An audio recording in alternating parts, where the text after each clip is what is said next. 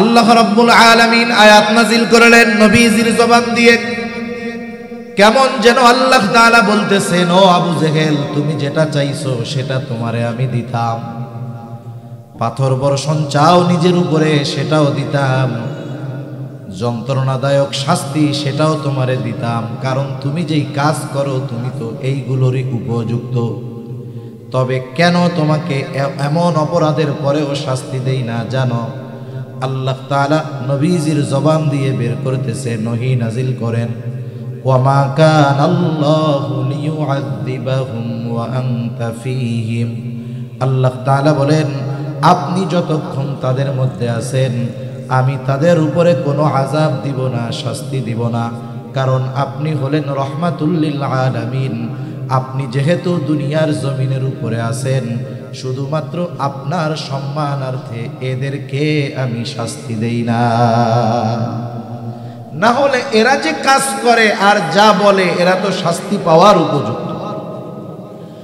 শুধু তাই না, নবীজির দোয়ার বরকত, কাফেররা মুসলিমদের উপরে এত জুলুম অত্যাচার, এরপরেও কাফেরদের উপরে কেন আল্লাহ তাআলা চূড়ান্তভাবে শাস্তি দিয়ে তাদেরকে নিঃশেষ করে দেন না? নবীজির পরে দুনিয়ায় যারা আছে, ছিল, আসবে, মুমিন হোক আর কাফের হোক, সকলেই নবীজির উম্মত। আল্লাহ তাআলা, নবীজি আল্লাহ তাআলার কাছে দোয়া করেছেন, আল্লাহ, আপনি আমার উম্মতের পাপের কারণে, অপরাধের কারণে তাদেরকে সমূলে বিনাশ করে দিবেন না।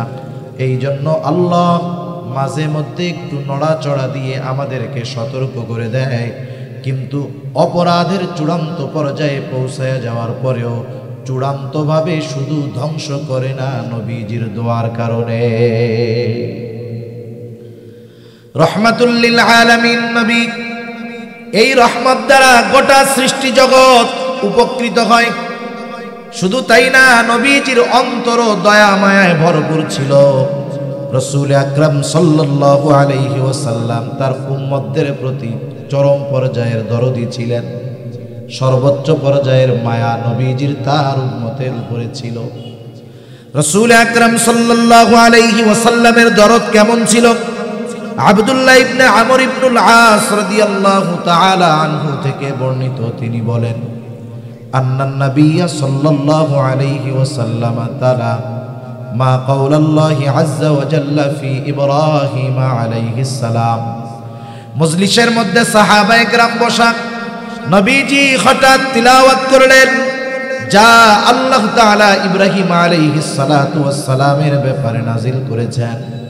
কি নাজিল করেছেন? আল্লাহ ইব্রাহিম আলাইহিস সালাম তার গুনাহগার উম্মতের জন্য আল্লাহ তাআলার কাছে দোয়া করেছে, গুনাহগার উম্মতের জন্য ক্ষমা চেয়ে আল্লাহ তাআলার কাছে দোয়া করেছেন ইব্রাহিম আলাইহিস সালাম। সেই দোয়ার কথাগুলো আল্লাহ তাআলা কোরআনুল কারীমের মধ্যে নাজিল করেছে। اللهم صل على محمد وعلى آل محمد كما صليت على إبراهيم وعلى آل إبراهيم إنك حميد مجيد اللهم بارك على محمد وعلى آل محمد كما باركت على إبراهيم وعلى آل إبراهيم إنك حميد مجيد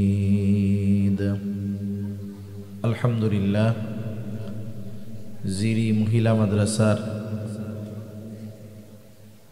হাফেজাদের সংবর্ধনা উপলক্ষে আয়োজিত আজকের এই সভার সম্মানিত শ্রদ্ধেয় সভাপতি, আমন্ত্রিত উলামায়ে কেরাম, আল্লাহ রাব্বুল আলামিনের দরবারে অগণিত শুকর যে মহান মালিক আমাদের হায়াতে বরকত দিয়ে সুস্থ রেখে মোবারকময় এক মজলিসে আসার, বসার, কিছু কথা বলবার এবং শ্রবণ করবার সুযোগ যে মহান মনিব দিয়েছেন, সে মহান মনিবকে খুশি করার জন্য মহব্বতের সাথে আমরা একবার কালিমাতুশ শুকর পাঠ করি, আলহামদুলিল্লাহ। অগণিত দুরুদ ও সালাম সৈয়দুল আম্বিয়া আশরাফুল আম্বিয়া খাতামুল আম্বিয়া ইমামুল মুরসালিন রহমাতুল লিল আলামিন মুহাম্মাদুর রাসূলুল্লাহ সাল্লাল্লাহু আলাইহি ওয়াসাল্লামের উপর আমি আপনাদের খেদমতে পবিত্র কোরআনুল কারীমের একটা আয়াত ও রাসূল আকরাম সাল্লাল্লাহু আলাইহি ওয়াসাল্লামের অগণিত হাদিস থেকে একটা হাদিস পাঠ করেছি। আল্লাহ তাআলার কাছে তৌফিক চাই, একেবারে অল্প সময়ের মধ্যে কিছু কথা আল্লাহ বলার তৌফিক আমাকে দান করেন, যে কথাগুলো আমাদের সবার দুনিয়া এবং আখিরাতের জন্য কল্যাণকর হয়। সকলে বলি আমিন। সম্মানিত উপস্থিতি, আল্লাহ তাআলা আমাদেরকে এ দুনিয়াতে অজস্র অগণিত নেয়ামত দান করেছেন। আল্লাহ প্রদত্ত নেয়ামতের হিসাব দুনিয়ার কেউ গণনা করে শেষ করতে পারবে না। কি পরিমাণ, কত পরিমাণ নেয়ামত আল্লাহ তাআলা আমাদেরকে দিয়েছেন। বিষয়টা আবার এমনও নয় যে নেয়ামত অগণিত, এই জন্য নেয়ামতগুলোর দাম কম, বিষয়টা এমন না। সাধারণত দেখা যায় অনেক সময় বাজারের পরিস্থিতি এরকম হয়, আমাদের পরিচিত একটা তরকারি, এটা ধরেন টমেটো, এটার নাম, যখন টমেটোর সিজন থাকে না, ঢাকাতে 1 কেজি টমেটো 300 টাকা দিয়েও কেনা লাগে। কারণ তখন উৎপাদন কম অনুযায়ী চাহিদা বেশি, দামও বেশি। কিন্তু এই তরকারিটা যখন সিজনের সময় পাওয়া যায়, এত বেশি হয় যে তখন 1 মণ তথা 40 কেজিও 300 টাকার কম দাম হয়ে যায়। এটা কেন? বাজারে অ্যাভেলেবেল থাকার কারণে, বেশি থাকার কারণে দাম কম, কম থাকার কারণে দাম বেশি। নেয়ামত অগণিত, এই জন্য যে নেয়ামতগুলো কম দামি, বিষয়টা এমন নয়। বরং আল্লাহ রাব্বুল আলামিন বান্দার প্রতি দয়া করে বান্দার বেঁচে থাকার অপরিহার্য বস্তুগুলো, জিনিসগুলো অতি সহজে বিনামূল্যে আল্লাহ তাআলা বান্দাকে দান করে।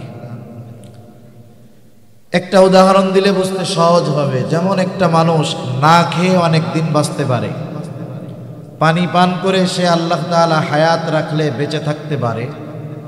কিন্তু বলেন তো, দুনিয়াতে এরকম 2-4 জন মানুষ আছে নাকি যে 2-4 দিন অক্সিজেন ছাড়া বেঁচে ছিল? এরকম কোনো মানুষ দুনিয়ায় আছে? একটু কথা বলেন না, আছে? নাই। গোটা দুনিয়াতে এরকম একজন মানুষও খুঁজে পাওয়া যাবে না যে অক্সিজেন বিহীন 1 ঘন্টা সে বেঁচে আছে। অথচ খানা না খেয়ে অনেক দিন বাঁচা যায়। কিন্তু অক্সিজেন বিহীন চিকিৎসা বিজ্ঞান বলে 5 মিনিটের বেশি বেঁচে থাকার কোনো উপায় নাই।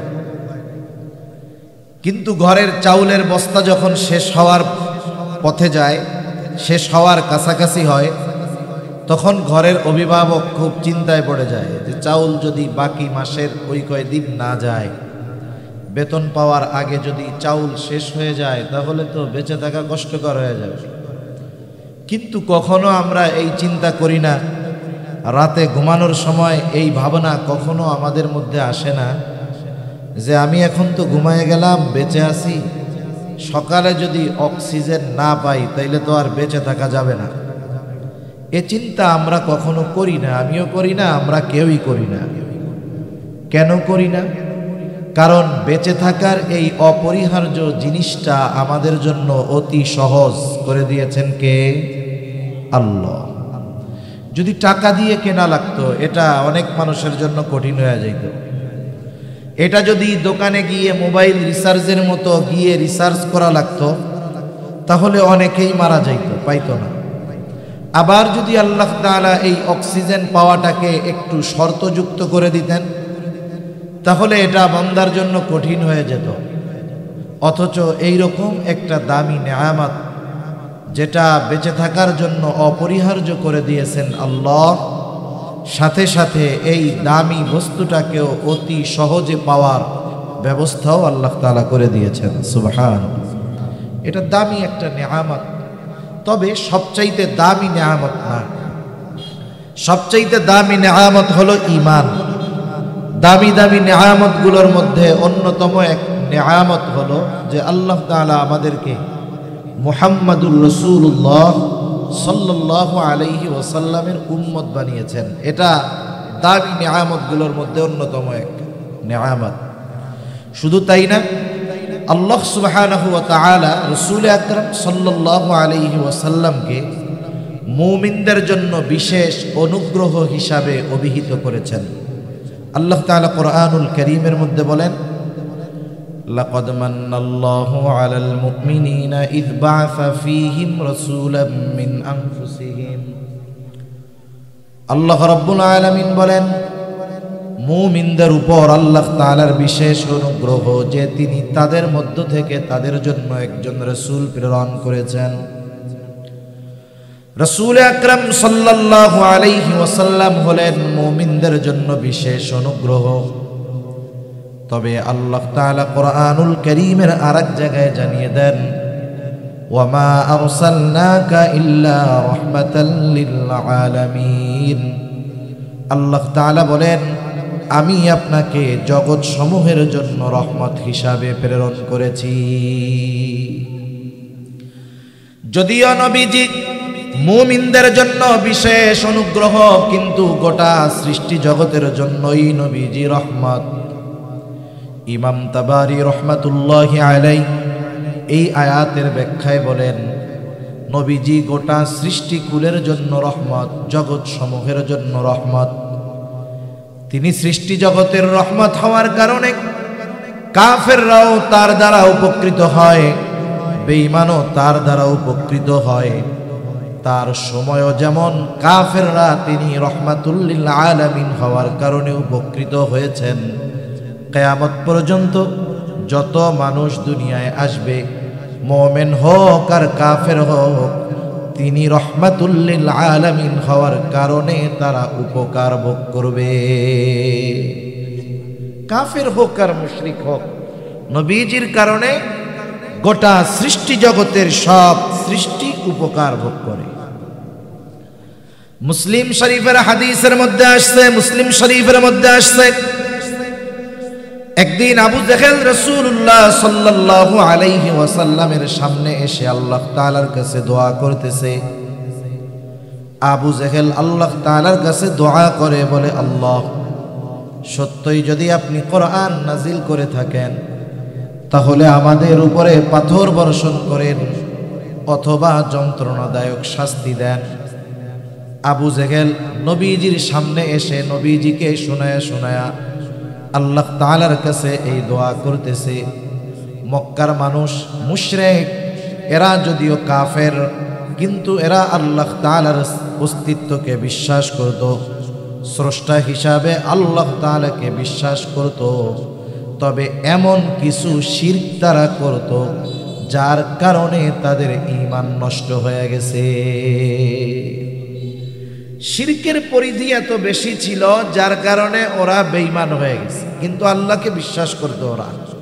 নাস্তিকদের মতো আল্লাহ তাআলাকে বা স্রষ্টাকে অবিশ্বাস তারা করত না। আল্লাহ রাব্বুল আলামিন তাদের ব্যাপারে কোরআনুল কারীমের মধ্যে বলেন, ওয়ালা ইন সাআলতাহুম মান খালাকাস সামাওয়াতি ওয়াল আরদা লায়াকুলুন্নাল্লাহ। আল্লাহ তাআলা বলেন, আপনি যদি মক্কার মুশরিকদেরকে জিজ্ঞাসা করেন মান খালাকাস সামাওয়াতি ওয়াল আরদ, আসমান এবং জমিনের স্রষ্টাকে, তারা কি জবাবে বলবে? তাদের জবাব দেওয়ার আগেই আল্লাহ তাআলা তাদের জবাবের কথা জানায় বলেন, লায়াকুলুন্নাল্লাহ। আপনার এই প্রশ্নের জবাবে অবশ্যই তারা বলবে আসমান জমিনের স্রষ্টা হলেন আল্লাহ। আরো আয়াত আছে এই সম্পৃক্ত এই বিষয়ে। এর দ্বারা বোঝা গেল যে মক্কার মুশরিকেরা আল্লাহ তাআলাকে স্রষ্টা হিসাবে বিশ্বাস করত।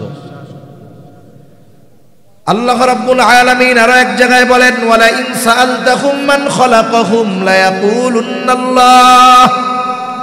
আল্লাহ তাআলা বলেন, আপনি যদি তাদেরকে জিজ্ঞাসা করেন তাদের স্রষ্টাকে, নাস্তিকদের মতো তারা বলবে না যে আমরা এমনি হয়ে গেছি, বরং আল্লাহ তাআলা জানায় দেন অবশ্যই তারা বলবে আমাদের স্রষ্টাও আল্লাহ। এ কথার দ্বারা এটা সুস্পষ্ট হয়ে যায় যে মক্কার মুশরিকেরা আল্লাহ তাআলার অস্তিত্বে বিশ্বাসী ছিল। শুধু তাই না, হাদিসের মধ্যে আসছে নবীজি বলেন আবু জেহেল আল্লাহ তাআলার কাছে দোয়া করছে। অপারেটর সব কোন জায়গায়? এই অপারেটর কই? আপনি মনিটরের আওয়াজটা ছাড়েন, আরো কথাটা যেন কাছ দূরের থেকে টানে, এরকম ছাড়েন, আওয়াজ ক্লিয়ার না, ছাড়েন। আবু জেহেল আল্লাহ তাআলার কাছে দোয়া করছে, আর আল্লাহ তাআলা আবু জেহেলের দোয়াও কবুল করছে। ইকো লাগবে না, ইকো দিয়ে না, হালকা রিভার্ব দিয়ে আওয়াজ ছেড়ে দেন, প্রতিধ্বনি লাগবে না। আবু জেহেল দোয়া করছে আল্লাহ তাআলার কাছে, আল্লাহ তাআলা আবু জেহেলের দোয়াও কবুল করেছে। বদরের যুদ্ধের দিন সকালবেলায় আবু জেহেল আল্লাহ তাআলার কাছে দোয়া করে বলে, আল্লাহ, আজকে যারা হকের উপরে আছে, সত্যের উপরে আছে, আপনি তাদেরকে বিজয় দান কইরেন। নবীজি বলেন আল্লাহ তাআলা আবু জেহেলের দোয়া কবুল করেছে। ওই দিন যারা হকের উপরে ছিল, সত্যের উপরে ছিল, আল্লাহ রব্বুল আলামিন তাদেরকে বিজয় দান করেছে। আবু জেহেল দোয়া করতেছে, কি দোয়া? যে আপনি যদি সত্যই কোরআন নাজিল করে থাকেন, মূল কথাটা হলো আপনি যদি মুহাম্মাদের উপরে সত্যই কোরআন নাজিল করে থাকেন, তাহলে আমাদের উপরে পাথর বর্ষণ করেন অথবা যন্ত্রণাদায়ক শাস্তি আমাদেরকে দেন। আবু জেহেল যন্ত্রণাদায়ক শাস্তি কেন চাইল? এটা মূলত নবীজিকে খোঁচা দিয়ে টিটকারি করে সে এই দোয়াটা আল্লাহ তাআলার কাছে করছে। একটা উদাহরণ দিলে বুঝতে সহজ হবে। যেমন সমাজে মনে করেন একজন মানুষ একেবারে অসহায়, খুব দরিদ্র, গরিব। এই দরিদ্র মানুষটা পরিশ্রম করে অন্যের জমিতে খেটে নিজের ছেলেটাকে লেখাপড়া শিখিয়েছে। এখন ছেলেটা অনেক বড় অফিসার, টাকা পয়সার মালিক হয়ে গেছে। গ্রামের মানুষ ওই গরিব অসহায় মানুষটার ব্যাপারে বলতেছে, দেখো অমুক এত কষ্ট করে চলছে, আল্লাহ তাআলা তার ছেলেটার দ্বারা তার অভাবকে দূর করে দিয়েছে, তার ছেলে নাকি অনেক বড় অফিসার হয়েছে, অনেক টাকা পয়সাওয়ালা। এই যে লোকটার উন্নতি, অগ্রগতি, তার সন্তানের উন্নতি, এটা সবার কাছে ভালো লাগবে না। মানুষেরা বলা বলি করতেছে যে সে খুব ভালো মানুষ ছিল, অভাবের মধ্যে ছিল, আল্লাহ তাআলা তার অভাবটা দূর করে দিয়েছে।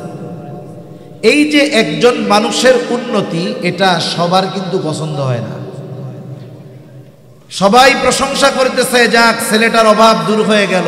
আর একজন পাশ দিয়ে বলে, আরে মিয়া বাদ দাও, অমকের ছেলে যত বড় অফিসার হয় হোক আর টাকা পয়সাওয়ালা হয় হোক, এই কয়েকদিন আগেও তো ওই লোক আমার বাড়িতে কামলা দিয়েছে। এটা বলার কারণ কি বলেন তো? কারণ এই লোকটার ওই যে উন্নত হয়েছে, অগ্রগতি লাভ করছে, টাকা পয়সাওয়ালা হয়েছে, সমৃদ্ধিশালী হয়েছে, এটা তার পছন্দ হয় নাই, ভালো লাগে নাই। হিংসার কারণে সে আর একজনকে টিটকারি করে। অনেক সময় এমনও বলে যে অমকের উন্নতি হয়েছে, খুব ভালো। অনেক সময় বলে, আল্লাহ, এই খবর শোনার আগে আমি মরলাম না কেন? বলে না এরকম? একজন এসে বলতেছে যে চাচা শুনছেন, অমকে তো এই কাজ করছে, খুব নামডাক হয়ে গেছে। বলে, আয় রে, কি শুনলাম? এই খবর শোনার আগে আমি মরলাম না কেন? এরকম বলে না? আপনাদের অঞ্চলে মনে হয় এরকম ভালো লোক নাই? আছে? মানে আর একজনের উন্নতি ভালো লাগে না, টিটকারি মাইরা বলে, এই খবর শোনার আগে, এই দৃশ্য দেখার আগে আমি মরলাম না কেন? সে তো নিজের মরণ কামনা করে। বলেন তো, ওই সময় যদি আজরাইল এসে বলে আপনার তো মরতে মন চায়, তাইলে চলে, কি বলবে বলেন তো? বলবে যে এ তো এমনি এমনিই কইছি, সত্য সত্য কি মরতে চাই নাকি? মূলত আবু জেহেলও চায় না যে ওর উপরে আল্লাহ তাআলার পক্ষ থেকে পাথর বর্ষণ হোক, যন্ত্রণাদায়ক আযাব হোক, ও মনে মনে চায় না। কিন্তু নবীকে সামনে নিয়ে বলার কারণ কি? মূলত নবীকে একটু ছোট করার চেষ্টা করতেছে আর কি, যে আল্লাহ, আপনি লোক আর পান নাই, আমি হইলাম মক্কার সর্দার, আমার এত প্রভাব, আমি হলাম কুরাইশ একজন বড় নেতা, আপনি আমারে বাদ দিয়া ওই মুহাম্মদ যে এতিম, টাকা পয়সা নাই, এর উপরে কোরআন নাজিল করছেন, এমন কেন করলেন, বা এই বিষয় হওয়ার আগে আমার কেন মরণ হইল না, কথাটা এইরকম। নবীকে শোনায় তো বলছে। আল্লাহ তাআলা আবু জেহেলের এই কথার জবাব দিয়েছেন নবীজির জবানের মাধ্যমে। আল্লাহ রাব্বুল আলামিন আয়াত নাজিল করলেন নবীজির জবান দিয়ে। কেমন যেন আল্লাহ তাআলা বলতেছেন, ও আবু জেহেল, তুমি যেটা চাইছো সেটা তোমারে আমি দিতাম। পাথর বর্ষণ চাও নিজের উপরে, সেটাও দিতাম। যন্ত্রণাদায়ক শাস্তি, সেটাও তোমারে দিতাম, কারণ তুমি যেই কাজ করো তুমি তো এইগুলোরই উপযুক্ত। তবে কেন তোমাকে এমন অপরাধের পরেও শাস্তি দেই না জানো? আল্লাহ তাআলা নবীজির জবান দিয়ে বের করতেছে, নহি নাজিল করেন, ওয়ামা কানাল্লাহু লিয়ুআযযিবাহুম ওয়া আনতা ফীহিম।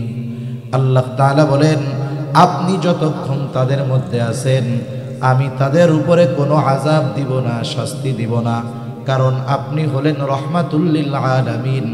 আপনি যেহেতু দুনিয়ার জমিনের উপরে আছেন, শুধুমাত্র আপনার সম্মানার্থে এদেরকে আমি শাস্তি দেই না।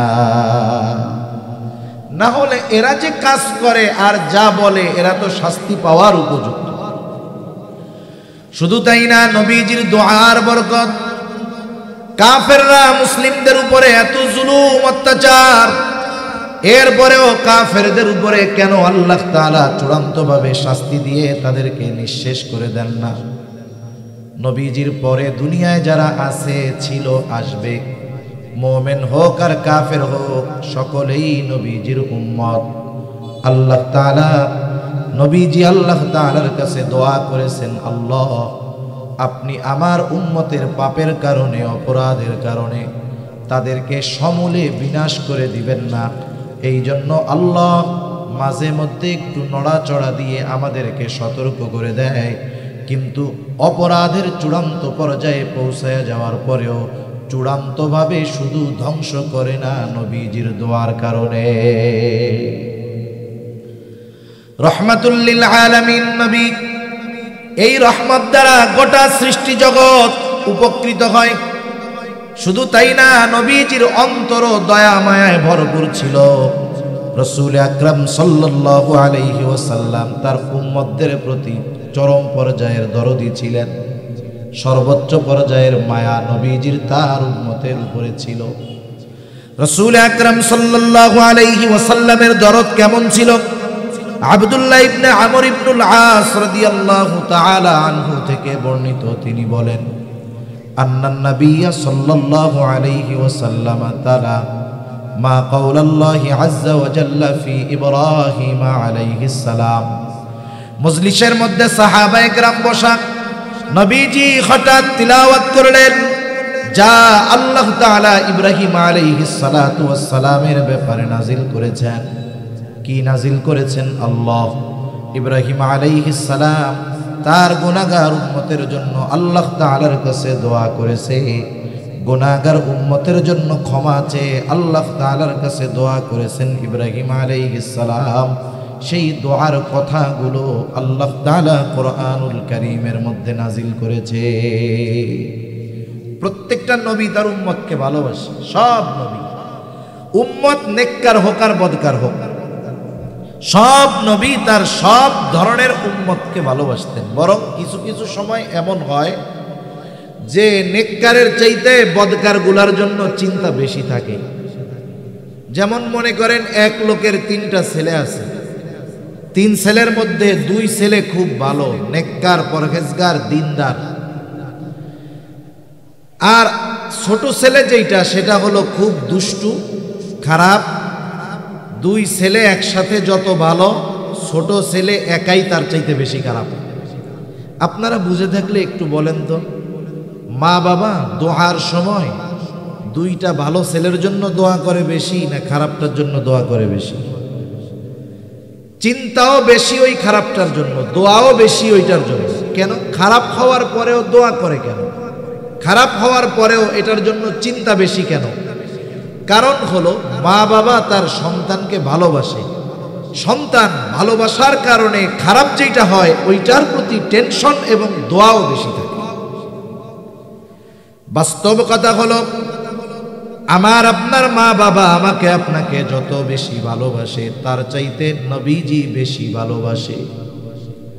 কে আমাকে সর্বোচ্চ ভালোবাসে এটা বুঝতে পারবো তখন আমি আপনি বিপদে পড়ব যখন একজন আমাকে আপনাকে বলে যে হুজুর আপনারে খুব ভালোবাসি, আর একজন বলতেছে আপনারে যে আপনাকে খুব ভালোবাসি, আপনার জন্য জীবন দিয়া দিব, যা চান তাই দিব। এখন এই দুইজন যে ভালোবাসে আর যাকে ভালোবাসে দুইজন মিলা এক জায়গায় গেছে। এখন ওই যে যাকে ভালোবাসে সে বিপদে পড়ছে, বিপদ দেখাই ওই যেই লোকটা বলে আপনারে খুব ভালোবাসি সে আসতে সবার আগে ওইখান থেকে ভাগছে। এখন ওই লোকটা কোনো ভাবে বা যে কোনো পদ্ধতিতে বিপদ থেকে উদ্ধার পাইছে, বাড়িতে আসছে, আসার পরে ওই লোক আবার হাজির, ভাই আপনারে আমি খুব ভালোবাসি, খুব পছন্দ করি, বলেন তো এইবার আইসা যখন বলবে যে আপনারে খুব ভালোবাসি, ও একটা থাপ্পড় মেরে বলবে বাটপার এই জায়গা থেকে সরো, যা এখান থেকে, তুই যদি আমারে ভালোই বাসতি তাইলে আমি যখন বিপদে পড়ছি অপরিচিত লোকরা আমারে সাহায্য করছে আর তুই সবার আগে আমার কাছ থেকে পলাইছস। মুসিবতের সময় যদি তোরে না পাই তাইলে তোর কিসের ভালোবাসা আমার প্রতি? তোর এই কথাগুলো পুরো মিথ্যা কথা, চিটিংবাজি কথা। তাহলে বাস্তবে ভালোবাসার প্রমাণ হয় তখন মুসিবতে যে কাছে থাকে সেই মূলত ভালোবাসে। এই দুনিয়ার মুসিবত কোনো মুসিবত নয়, এই দুনিয়ার বিপদ কোনো বিপদ নয়। আসল মুসিবত, আসল বিপদ হবে কিয়ামতের দিন। কিয়ামতের দিন দুনিয়ায় যেই মা সন্তানের জন্য জীবন দিয়া দেয়, কিয়ামতের দিন সেই মা তার সন্তানকে চিনবে না। আল্লাহ তাআলা কুরআনুল কারীমের মধ্যে বলেন, ইয়াউমা ইয়াফিরুল মারউ মিন আখিহি ওয়া উম্মিহি ওয়া আবিহি ওয়া সাহিবাতিহি ওয়া বানিহি। আল্লাহ রাব্বুল আলামিন বলেন, কিয়ামতের দিন ভাই ভাইয়ের থেকে পলায়ন করবে, পিতা মাতার থেকে পলায়ন করবে, স্ত্রী সন্তানদের থেকে পলায়ন করবে। সেই দিন প্রত্যেকটা মানুষ নিজের চিন্তায় বিভোর থাকবে। ওই কঠিন মুসিবতের দিন কেউ কাউকে পরিচয় দিতে চাইবে না, কেউ কাউকে একটা নেকি দিয়েও সহযোগিতা করতে চাইবে না। বরং সেই দিন যেই মা সন্তানকে গর্ভধারণ করেছে ওই মা পর্যন্ত তার সন্তানের পরিচয়কে অস্বীকার করবে। ওই রকম এক কঠিন মুসিবতের দিন, যেদিন মা ভুলে যাবে, বাবা ভুলে যাবে, স্ত্রী সন্তান ভুলে যাবে, সেই দিন মুহাম্মাদুর রাসূলুল্লাহ সাল্লাল্লাহু আলাইহি ওয়াসাল্লাম তার উম্মতদের বলবে না। সুবহান। তাহলে একটু বুঝে থাকলে বলেন তো, কিয়ামতের দিন সবচাইতে বড় মুসিবত যেই দিন, ওই দিন আপন কেউ আমাকে চিনবে না, কিন্তু নবীজি ওই মুসিবতের দিন আমাকে আপনাকে ভুলবে না। তাহলে নবীজি যে মা বাবার চাইতে বেশি ভালো আমাকে আপনাকে বাসে, এ ব্যাপারে কি কোনো সন্দেহ আছে? কোনো সন্দেহ থাকার সুযোগ নেই। সেই জন্য প্রত্যেকটা নবী তার উম্মতকে ভালোবাসে। ইব্রাহিম আলাইহিস সালাম দোয়া করতেছে, রব্বি ইন্নাহুন্না আযলালনা কাসীরাম মিনান নাসি ফামান তাবিআনি ফাইন্নাহু মিন্নি ওয়া মান আসানি ফাইন্নাকা গফুরুর রহিম। ইব্রাহিম আলাইহিস সালাম দোয়া করে বলে, রব এই প্রতিমাগুলো, এই মূর্তিগুলো অধিকাংশ মানুষকে পথচ্যুত বানিয়ে ফেলছে, পথভ্রষ্ট বানায় ফেলছে। ফামান তাবিআনি ফাইন্নাহু মিন্নি, তবে যারা আমার আনুগত্য করেছে, আমার অনুগত্য করেছে, ঈমান এনেছে, মূর্তি পূজা বাদ দিয়েছে, তারা তো আমার দলভুক্ত। তবে যারা আমার আনুগত্য করে নাই, ওয়া মান আসানি, যারা আমার আনুগত্য করে নাই, ঈমান আনে নাই, এরাও তো আমার উম্মত। কেমন যেন ইব্রাহিম আলাইহিস সালাম তার গুনাহগার এই উম্মতের ক্ষমা চেয়ে আল্লাহ তাআলার কাছে দোয়া করে বলতেছেন, আপনি যেহেতু গফুর, আপনি যেহেতু রহিম, আয় আল্লাহ আপনি আমার এই গুনাহগার উম্মতগুলারেও ক্ষমা কইরা দেন। এ কথাই ইব্রাহিম আলাইহিস সালাম বলেন, ওয়া মান আসানি ফাইন্নাকা গফুরুর রহিম। যারা আমার আনুগত্য করে নাই, আয় আল্লাহ আপনি গফুর, আপনি রহিম, আপনি চাইলে তো তাদেরকেও মাফ করে দিতে পারেন, ক্ষমা করে দিতে পারেন। এরপরে ঈসা আলাইহিস সালাম তার গুনাহগার উম্মতের জন্য দোয়া করে, ইন তুআযিবহুম ফাইন্নাহুম ইবাদুক ওয়া ইন তাগফির লাহুম ফাইন্নাকা আনতাল আজিজুল হাকীম।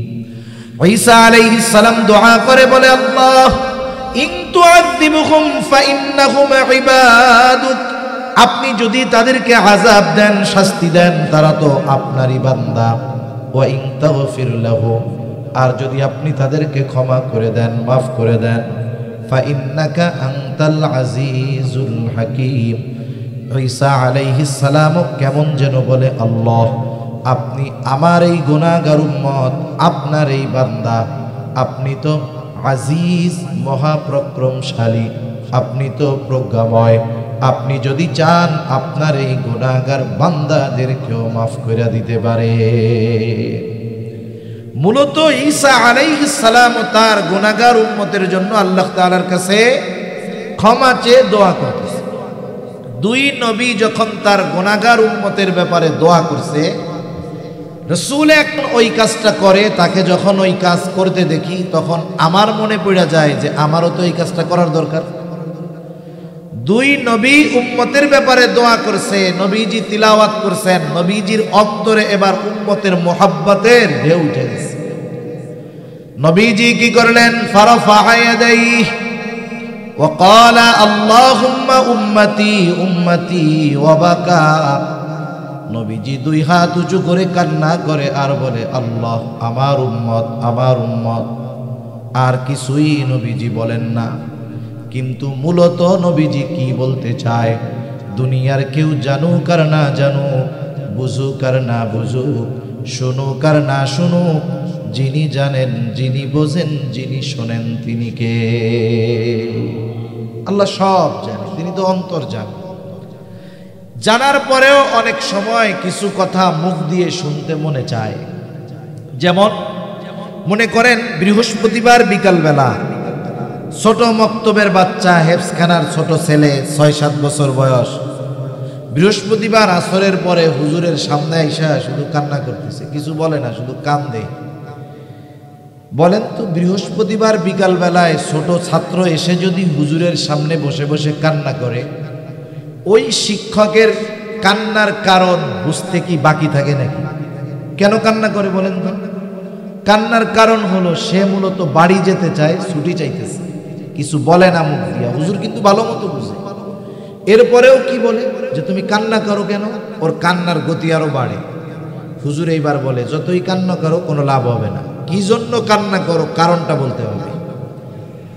এইবার ছোট বাচ্চা কান্না জড়িত কণ্ঠে বলে, হুজুর আমি একটু বাসায় যাইতে চাই, আমার মার জন্য আমার পরাণ পড়ে, বুক পড়ে, পেটের মধ্যে পড়ে, একটু ছুটি দেন, বাসায় যাব। হুজুর এইবার হাসি দিয়া বলে, যাও, আগামীকাল মাগরিবের আগে মাদ্রাসায় হাজির হয়ে যাইবা। হুজুর সব কিছু বোঝার পরেও ছাত্রের মুখ দিয়ে কেন শুনতে চায়? এটা হলো ওস্তাদ ছাত্রের মধ্যে ভালোবাসার একটা বহির প্রকাশ। নবীজির কান্নার কারণ আল্লাহ তাআলা জানেন, কিন্তু কেন তারপরেও নবীজির মুখ দিয়ে শুনতে চায়? এটা হলো আল্লাহর প্রতি, আমার আপনার নবীর প্রতি আল্লাহ তাআলার ভালোবাসার একটা বহির প্রকাশ। আল্লাহ তাআলা কান্নার কারণ জানেন। এরপরেও জিবরাইল আলাইহিস সালামকে বলে, জিবরাইল যাও, মুহাম্মাদের কান্নার কারণ জিজ্ঞাসা করো। জিবরাইল আলাইহিস সালাম এসে বলে, ইয়া রাসূলুল্লাহ, আপনি কেন কান্না করেন? আপনার মালিক সেটা জানতে চায়। যদিও কান্নার কারণ তিনি জানেন, এরপরেও আপনার মুখে শুনতে চায়। নবীজি এইবার জিবরাইল আলাইহিস সালাতু ওয়াস সালামের কাছে মন খুলে উম্মতের ব্যাপারে সব কথা তিনি বললেন। নবীজি তো বলতে পারতেন, আমি কেন কান্না করি আল্লাহ ভালো জানে, আপনি যাইয়া বলেন যেই জন্য কান্না করি, ওইটা জানি পাশ হয়ে যায়। এরপরেও নবী জানেন যে আল্লাহ সব জানে, এরপরেও জিবরাইলের কাছে সব খুলে বলছেন নবী। সুবহানাল্লাহ। জিবরাইল আলাইহিস সালাম আল্লাহ তাআলার কাছে গিয়ে বলে, আল্লাহ, কান্নার কারণ হলো তার উম্মতের ক্ষমা চেয়ে নবীজি কান্না করতেছে। আল্লাহ তাআলা বলে, জিবরাইল যাও, আমার হাবিব মুহাম্মদকে তুমি জানায় দাও, অচিরেই আমি তাকে তার উম্মতের ব্যাপারে সন্তুষ্ট করব, তাকে তার উম্মতের ব্যাপারে অসন্তুষ্ট করব না। আমি যে কথাটা বলতে চাচ্ছি সেটা হলো নবীজির আমাদের প্রতি কেমন দরদ ছিল। আমরা তো নবীকে ভালোবাসার কথা বলি, একটা হলো ঈমানি বিষয় নবীকে ভালোবাসা, সেটা তো আছে, কিন্তু লজিক, যুক্তি, বাস্তবতাও বলে কেন নবীকে ভালোবাসা। যেহেতু নবী আমাকে আমার মা বাবার চাইতে বেশি ভালোবাসে, বরং আমি আমার ব্যাপারে যতটা চিন্তিত, আমার চাইতে নবীজি আমার ব্যাপারে, আপনার ব্যাপারে বেশি চিন্তিত। এজন্যই তো নবী উম্মতের ব্যাপারে যখনই সুযোগ পাইতেন আল্লাহ তাআলার কাছে বলতেন। উম্মতের প্রতি নবীর এমন দরদ, এমন মায়া, ওই উম্মতের দ্বারা নবীজি যদি আঘাতপ্রাপ্ত হইতেন বদদোয়া দিতেন না। তায়েফের ঘটনা আমাদের সকলের জানা আছে। নবীজির গায়ে কাফেররা বড় এবং ধারালো পাথর নিক্ষেপ করেছে, যার কারণে নবীজির গায়ে দাগ হয়ে গেছে, রক্ত প্রবাহিত হয়েছে, রক্তে কাপড় ভিজে গেছে, রক্ত বেয়ে বেয়ে পায়ে জুতার মধ্যে আটকে গেছে, জুতা শুকায়া পায়ের সাথে জুতা আটকে গেছে, রক্ত শুকায়া জুতাটা পায়ের সাথে লেগে গেছে, এত পরিমাণ রক্ত গা দিয়ে ঝরছে। নবীজি সাল্লাল্লাহু আলাইহি ওয়াসাল্লাম বিকাল বেলায় আঙ্গুর বাগানের পাশে বসে একটু বিশ্রাম নিচ্ছেন। কারণ যারা রক্ত দান করেছেন, ব্লাড ডোনেট করেছেন, তাদের জানা থাকার কথা 100 গ্রাম, 150 গ্রাম, 200 গ্রাম রক্ত যখন শরীর থেকে বের করা হয়, অনেকে 3, 4, 5 ঘন্টা পর্যন্ত স্বাভাবিকভাবে চলতে পারে না। নবীজির গা দিয়ে রক্ত পড়েছে, এই পরিমাণ দুর্বল নবী আঙ্গুর বাগানের পাশে একটু বিশ্রাম নেন। জিবরাইল আলাইহিস সালাতু ওয়াস সালাম হাজির হয়ে গেলেন, এসে বলে, ইয়া রাসূলুল্লাহ, এই সম্প্রদায় আপনার সাথে কেমন আচরণ করেছে আপনার মালিক সব জানে।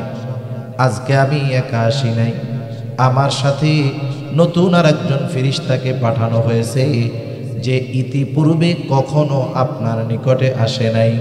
নবীজি বলেন, এইবার ওই ফেরেশতা আমার কাছে আসলো, আমাকে সালাম দেওয়ার পরে বলতেছে, ইয়া রাসূলুল্লাহ, আমি হলাম পাহাড়ের দায়িত্বে নিয়োজিত ফেরেশতা। আল্লাহ তাআলা আমাকে পাঠিয়েছেন আপনার আদেশ পালন করার জন্য। আপনার কওম আপনার সাথে কেমন আচরণ করেছে তিনি দেখেছেন। আপনি যদি আমাকে নির্দেশ দেন 2 পাহাড় দিয়ে এদেরকে পিষে দেওয়া হবে, এখানে যে জনবসতি ছিল তার কোনো অস্তিত্ব থাকবে না। নবীজি প্রতিশোধ পরায়ণ ছিলেন না, আমরা প্রতিশোধ পরায়ণ। কতটা প্রতিশোধ পরায়ণ? কেউ যদি আমাকে আপনাকে 10 বছর আগে একটু চোখ বড় কইরা ধমক দিয়া থাকে, 10 বছর পরে আমি যদি ক্ষমতার অধিকারী হই, পাওয়ার টাওয়ার হয়, আমি চিন্তা করি ওই লোক আমারে তো 10 বছর আগে চোখ গরম কইরা ধমক দিছিল, এইবার ওর প্রতিশোধটা আমার নিতে হবে। আমরা এতটা প্রতিশোধ পরায়ণ। আমাদের একজন মুরব্বী বলতেন এরকম, যে আমাদের প্রতিশোধের নেশা এত বেশি, যদি কখনো কোনো জিন আসে, জিন আইসা যদি বলে যে শুনেন, আপনার একটা মাত্র আশা পূরণ করা হবে, সেই আশাটা হলো আপনি যদি কোনো বিষয়ে প্রতিশোধ নিতে চান, ওই আশা, কোনো বিষয়ের প্রতিশোধ যদি নিতে চান, প্রতিশোধ নিয়ে দেওয়া হবে। যে কার কার বিরুদ্ধে প্রতিশোধ আপনি নিতে চান, তাহলে আমাদের নামের তালিকা দেখা যাবে 15-20 হাত লম্বা হয়ে যাবে। এত মানুষের ব্যাপারে আমাদের অভিযোগ হবে যে ওর একটু সাইজ করে দিও, ওর চোখটা একটু কানা করে দিও, ওর ঠ্যাংটা একটু ভাঙা দিও, ওর হাতটারে একটু লোলা বানায়া দিও, ওর টাকা পয়সা সব উড়াইয়া দিও। মানে এত প্রতিশোধের নেশা আমাদের। কিন্তু নবীজি কি করছেন? এখনো রক্ত পরিপূর্ণ শুকায়া যায় নাই, এখনো একটা দিনও অতিবাহিত হয় নাই। নবীজি এমনটাও বলেন নাই যে একটু হালকা পাতলা দিয়া সাইজ করে দাও। নবীজি আরাম করতেছিলেন, নবীজি এবার উঠে বসলেন। ফেরেশতার এই কথার জবাবে নবীজি বলতেছেন, বাল আরজু আইয়াখরুজাল্লাহু মিন আসলাবিহিম মান ইয়াবুদুল্লাহা ওয়াহদাহু ওয়া লা ইউশরিকু বিহি শাইআ। নবীজি কেমন যেন বলেন, তুমি তো বলতেছো আদেশ দেন দুই পাহাড় দিয়ে এদেরকে পিষে দেই, কিন্তু শুইনা নাও এদের ব্যাপারে আমি আল্লাহ তাআলার কাছে এই আশা পোষণ করি যে আল্লাহ তাআলা এদের মধ্য থেকে এমন এক সম্প্রদায় বের করবে, এমন এক জাতিকে বের করবে, এমন এক কওমকে, প্রজন্মকে বের করবে যারা এক আল্লাহর ইবাদত করবে, তার সাথে কারো শরীক করবে না। নবীজি উম্মতের দ্বারা আঘাতপ্রাপ্ত হওয়ার পরেও আশা করতেছে এরা হয়তো হবে না, কিন্তু এদের মধ্য থেকে আল্লাহ এমন প্রজন্ম বের করবে যারা এক আল্লাহর ইবাদত করবে, তার সাথে কারো শরীক করবে না। এইরকম আরো অনেক হাদিস বলা যাবে যার দ্বারা প্রমাণিত হবে যে নবীজি আমাদের ভালোবাসেন কত। তবে কিছু বিষয় আছে অনেক প্রমাণ দরকার হয় না, একজনের কথার কারণে অনেক বিষয় আমরা সহজে স্বীকার করে নিই। একটা উদাহরণ দেই, তাহলে পরের কথাটুকু বুঝতে সহজ হবে। আমি শেষ করে দেব 5-7 মিনিটের মধ্যেই। আমাদের দেশে অনেক আগ থেকে মানুষ প্রবাসে থাকতো। চিটাগাংয়ের মানুষ তো আরো অনেক আছে, মিডল ইস্টে বিশেষ করে। এখন তো মোবাইলে ছবি দেখা যায়, কথা বলা যায়, যখন মন চায় প্রবাসে সন্তানকে, বাবাকে, স্বামীকে দেখা যায়। কিন্তু এক সময় এটা ছিল না। একটা সময় চিঠি আদান প্রদানের ব্যবস্থা ছিল, শুধু চিঠিতে কথাবার্তা হয়তো, দেখতো না। মনে করেন একজন বিবাহ করছে, বিবাহ করে 3 মাস বাড়িতে থাকছে। এই সময় আল্লাহ তাআলা তার স্ত্রীর গর্ভে একটা সন্তান দিয়েছে ওই জামানায়। এবার সে ওই অবস্থায় বিদেশে চলে গেছে, সন্তান দুনিয়ায় আসছে, সন্তানও বাবাকে দেখে নাই, বাবাও সন্তানকে দেখে নাই। আসছে 20 বছর পর, বাবা চিন্তা করছে চিঠিতে কথাবার্তা হয়, দেখে নাই, চিন্তা করছে আমি এদেরকে একটু চমকায়া দিব, সারপ্রাইজ দিব আর কি। এই চিন্তা করে কাউকে না জানায়া উনি বিদেশ থেকে বাড়িতে আসছে। বাড়িতে আসতে আসতে বেজে গেছে রাত 2টা। রাত 2টায় ওই লোক এসে ওনার বাসার দরজায় নক করছে। যেই ছেলে ছিল মায়ের গর্ভে, সেই ছেলের বয়স এখন 20 বছর, টকবকে যুবক। এই টকবকে যুবক রাত 2টার সময় দরজা খুলে দেখে অপরিচিত একজন লোক। বাপের চেহারা তো সে কখনো দেখে নাই। এখন জিজ্ঞাসা করতেছে, এত রাত্রে আপনি কে? এখন ওই লোকটা বলে, তুমি আমাকে চিনবা না, তোমার মা আমাকে খুব ভালো মতো চিনবে। যুবক কি বলবে, এই বেটা, আমি তোমারে চিনবো না, আমার মা চিনবে। পারলে আবার পিটানি শুরু করে। ঝগড়া শুরু হয়ে গেছে দুইজনের মধ্যে। ইতিমধ্যে মা আওয়াজ শুনে উঠে আসছে, দরজার কাছে এসে দেখে তার স্বামী। ছেলে খারাপ আচরণ করতেছে। ছেলেকে এবার বলতেছে, আরে বাবা, তুমি কার সাথে খারাপ আচরণ করো? এই যেই তো তোমার বাবা। এখন বলেন তো ওই ছেলেটা কি করবে? বলবে যে না, আপনার আব্বা হিসাবে মানি না, আগে ডিএনএ টেস্ট করতে হবে, এরপরে বিশ্বাস করব। এমনটা করবে নাকি মায়ের এক কথায় বিশ্বাস করবে এই যে আমার বাপ? তাহলে দেখেন নবীজি যে আমাদের ভালোবাসেন, সব কিছু একদিকে রাখেন, নবীজি আমাদের কি পরিমাণ, কত পরিমাণ ভালোবাসে, এই ভালোবাসার সাক্ষ্য দিয়েছেন স্বয়ং আল্লাহ। কে দিয়েছেন? আল্লাহ। আল্লাহ তাআলা বলেন, লাকাদ জাআকুম রাসূলুম মিন আনফুসিকুম আজিজুন আলাইহি মা আনিতুম হারিসুন আলাইকুম বিল মুমিনিনা রাউফুর রহিম। আল্লাহ তাআলা বলেন, তোমাদের মধ্য থেকে তোমাদের জন্য এমন একজন রাসূলের আগমন ঘটেছে যিনি হলেন আজিজুন আলাইহি মা আনিতুম। তিনি হলেন আজিজ, সমব্যথী। তার মানে তোমাদের জন্য যেই বিষয়গুলো কষ্টের, সেটা তার জন্য কষ্টের। প্রশ্ন হতে পারে, আমার কষ্ট আরেকজন অনুভব করে কেমনে? করে, এটা মহব্বতের একটা ব্যাপার। 3 বছরের ছোট একটা বাচ্চা, তার গা ফাটা জ্বর, গভীর রাত, এত পরিমাণ জ্বর, কপালে হাত দিলে মনে হয় কপালটা পুড়ে যায়। এইবার ওই 3 বছরের শিশু বাচ্চার জ্বরের যন্ত্রণা পাশে তার মা বাবা বসে আছে, যাদের সন্তান আছে তারা বিষয়টা বুঝবে। বলেন তো, জ্বর হয়েছে 3 বছরের বাচ্চার, কষ্ট হচ্ছে তার, কিন্তু এই বাচ্চার কষ্টটা ওই বাচ্চার মা বাবাকে বাচ্চার চাইতেও বেশি কষ্ট দেয় মোহব্বতের কারণে। তখন কি বলে?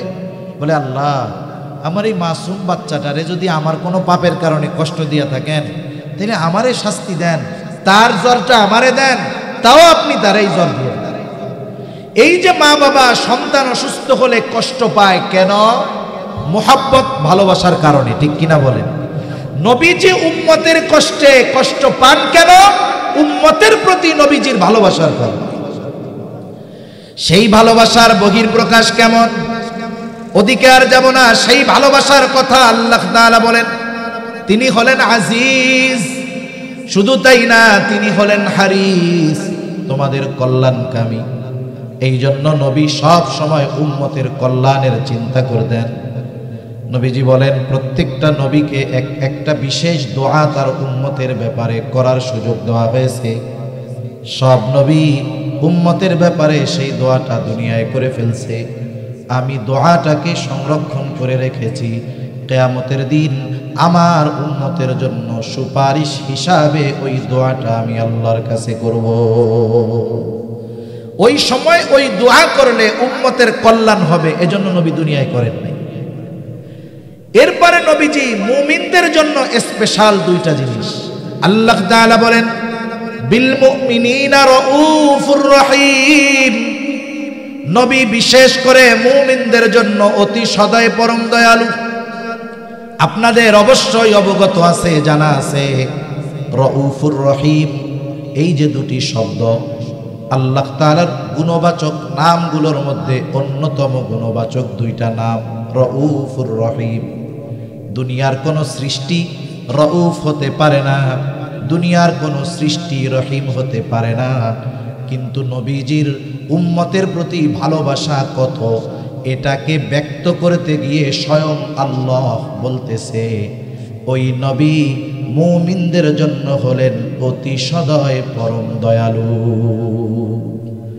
নবীজির উম্মতের প্রতি মোহাব্বতকে বোঝাতে গিয়ে আল্লাহ তাআলা তার শানের যেই শব্দগুলো তার নবীর শানে ব্যবহার করেছেন, সুবহান। এ ভালোবাসার গভীরতা মিটার দিয়ে মাপ দেওয়া যাবে না। আল্লাহ তাআলা বলতেছে যে তোমাদেরকে এত পরিমাণ ভালোবাসে যে নবী হলেন মুমিনদের জন্য রাউফুর রহিম, অতি সদয় পরম দয়ালু। যেই নবীর আমাদের প্রতি এত ভালোবাসা, এত মহব্বত, সেই নবীকে আমাদের সর্বোচ্চ ভালোবাসার দরকার আছে তো নাকি? ভালোবাসার পদ্ধতি কি? ভালোবাসার পদ্ধতি হলো নবীর সুন্নাতকে মহব্বতের সাথে অনুসরণ করা। কেউ যদি বলে নবী আপনাকে ভালোবাসি, তার মধ্যে সুন্নাত নাই, তাহলে বুঝতে হবে ভালোবাসা ওই রকম, ওই যে বিপদে পড়লে পালায়, ওই ভালোবাসার যেমন দাম নাই, সুন্নাতবিহীন আশিকে রাসূলেরও কোনো দাম নাই। আল্লাহ তাআলা আমাদেরকে নবীজির ওই মুহাব্বতের পূর্ণ প্রতিদান দেওয়ার তৌফিক আল্লাহ আমাদের দান করুন। সকলে বলি আমিন। ওয়া আখিরু দাওয়ানা আনিল হামদুলিল্লাহি রাব্বিল আলামিন।